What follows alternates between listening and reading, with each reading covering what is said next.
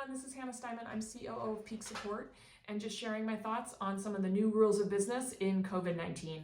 And today I want to talk about radical transparency and why I think it's critical for businesses and organizations to get through this. And I'll give two examples. The first is our company, Peak Support, and the second is our preschool.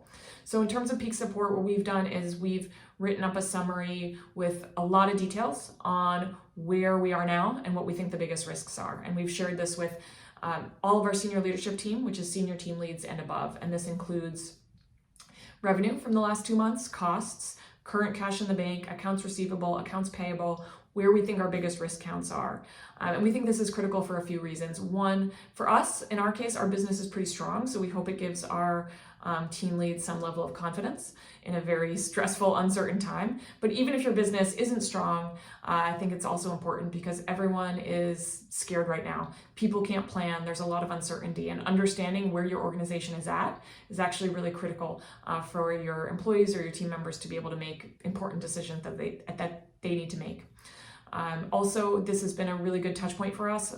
John wrote it up and has had one-on-one conversations with all the folks on the senior leadership team, and that's been a really good way to just connect one-on-one in obviously a very stressful time. The other example is our preschool. So we're part of a very special preschool community. They've been doing a lot of things virtually. And essentially we want to be able to keep this community going as long as possible.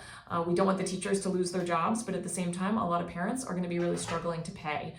So what we've done is we formed a committee and they sent out some information about how much money they have in the bank, how long it's going to last, how long it took to accumulate those savings, and they're asking for the same transparency from parents. So they're basically asking parents to say how much they would be willing to keep paying April, May, and June in order to support the center. And from that, we'll come up with a plan. So I think this kind of transparency from everyone is going to be really, really critical. It's so uncertain, so we got to remove as much of that uncertainty as we can.